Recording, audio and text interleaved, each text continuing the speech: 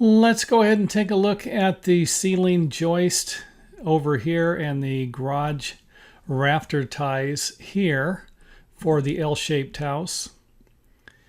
The garage ties or rafter ties will be 4 foot on center, and they will attach to a rafter at each end. And then these ones that run in the other direction will usually attach to a gable stud, one of the studs that goes up at the end of the wall. Ceiling joist, 16 inches on center. The rafters are 16 inches on center, so each ceiling joist will tie to a rafter. I think I have the ceiling joist here scaled at about 2 by 8s, and I think the rafters are 2 by 10s. They will need to hook to a beam, attached to a beam with some hangers. The beam, of course, will sit on top of the wall and have a post underneath it. And most of the time it's going to require an additional footing also. Another view of the hangers to create a ceiling that is continuous. Ceiling joists again. You don't need to use a 2 by 8 on the side. The 2 by 4 can attach to the gable studs also. And here I ran the beam a little bit farther.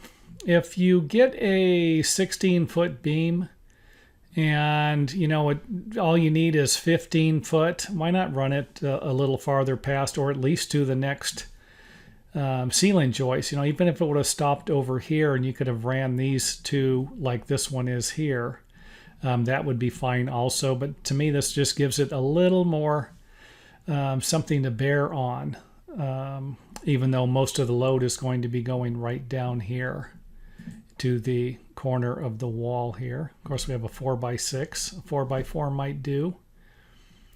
Another view of the beam, and then of course here are the double 2 by 4s that are going to be helping to hold up the ridge. The straps, again, don't forget we need some type of a rafter tie. Every 4 foot you're going to need a strap. And then, of course, these ceiling joists need to attach to the roof rafters. This drywall backing, of course, a flat 2 by 6 will do for this situation. Give you about an inch to nail the drywall or screw the drywall to on both sides. Crawl space access hole. This would be the access hole into the attic. And I believe if you don't have a forced air unit, it is 22.5 by 22.5, I think, is usually the minimum size for this. And if you do have a forced air unit for your central heating and air conditioning, then you might need a 30-inch by 30-inch bay. And of course, that's to get the unit up into the attic itself. Another support for the ridge here that's sitting on top of the drywall backing, another 2 by 6 that is nailed to the top plate. The ceiling joist here lap on this wall. These are lapping on this wall. And of course you come into the master bedroom and it needs to shift over. Over the closet, master closet, and the master bathroom. Flat 2 by 4 for backing here. And again, every 4 foot, a strap for the rafter ties.